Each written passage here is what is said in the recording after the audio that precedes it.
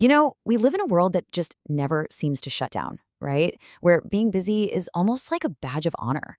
But what happens when you actually try to hit the off switch?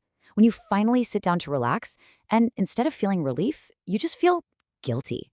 Well, today we're going to break down that exact feeling, what we call rest guilt, and figure out how to reclaim our downtime without losing our drive. Sound familiar? Yeah, I thought so. It's that nagging little voice that pops up in the back of your head the second you even think about sitting on the couch.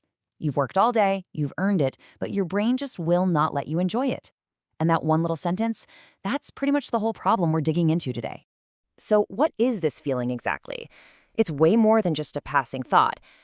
For a lot of us, it's like this constant low grade hum of anxiety in the background. Yep, rest guilt. That's the actual name for it. It's that sense of failure, that anxiety that bubbles up whenever you're not doing something. And honestly, just giving it a name can feel like a huge relief, right? It proves you're not crazy, you're not alone in feeling this. It's a real shared experience in this modern world of ours. Okay, so we've named the beast, but to actually deal with it, we gotta understand why it's happening in the first place. And let me be clear, this isn't some personal flaw. It's way, way deeper than that. It's wired into our psychology and our culture. At the very core of all this is this really simple but kind of dangerous equation that so many of us have bought into, that our value as a person is directly tied to our output. There's a fancy psychological term for it, self-worth contingency, but all it really means is that our self-esteem is hooked on what we accomplish. So any moment you're not accomplishing something, it can feel like a direct threat to who you are. Rest starts to feel like failure. And look, this isn't just something in our heads, it's everywhere. Our whole culture glorifies the hustle, the grind. I mean, just look at social media. It's filled with people celebrating how much they work. Our jobs reward the people who stay late, and there's this no days off mentality that's just seeped into everything.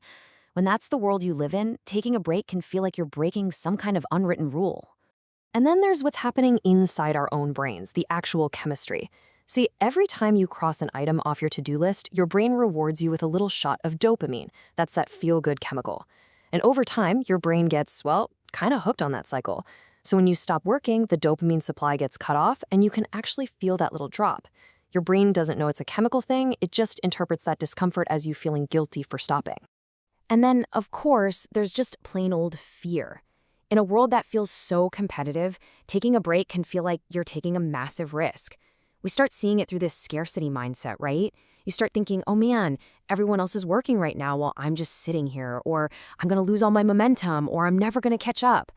It's a powerful anxiety that makes it almost impossible to truly switch off. So, okay, this guilt feels terrible. But here's the kicker. It doesn't even work. It doesn't make us more productive. Actually, it does the exact opposite. Let's look at the real damage this whole cycle is doing to our ability to actually get things done. I mean, how ironic is this? The one thing we think is helping us get ahead, skipping rest, is the very thing that's dragging us down. You can see it right here. It causes major mental fatigue, it absolutely crushes creativity, and our focus just goes out the window. By trying to avoid the failure of resting, we're actually setting ourselves up for the real failure of burnout and just plain bad work. All right, so that's the problem. It's a bit of a downer, I know, but here's the really good news. We are not stuck here. We can absolutely rewire this whole relationship with rest. And here is the absolute most important mindset shift we need to make. Rest is not the opposite of work. It is a fundamental part of doing good work. Just think about it like an elite athlete. Do they just train 24/7? No way. They know that recovery is where the real progress happens. We have to start seeing our minds the same way. Rest is fuel. It is not failure. Okay, so how do we actually do this? How do we make it real? First up, you have to schedule it. Seriously, if you wait to rest until everything is done, guess what? You'll never rest. Put it in your calendar like it's a doctor's appointment. Number two, create some real boundaries. Have a hard stop to your workday. That tells your brain, okay, we're done now.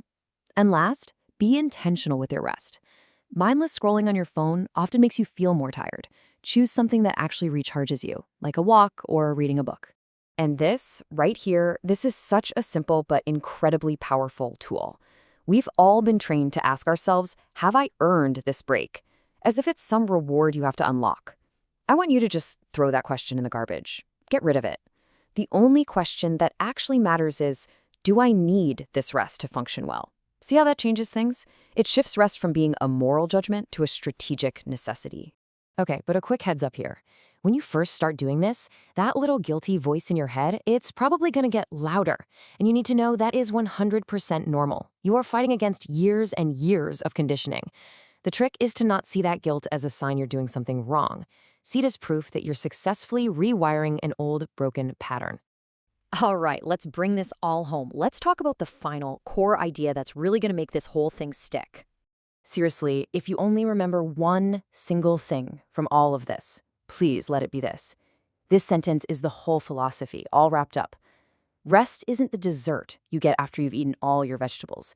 It is one of the vegetables. It is an essential ingredient for success, for creativity, for just being a resilient human being. So here's the final thought I want to leave you with. The solution to feeling overwhelmed and unproductive isn't to just work harder. The secret to doing better work isn't to just push more. It's learning how to recharge smarter. It's not about working more, it's about recovering better.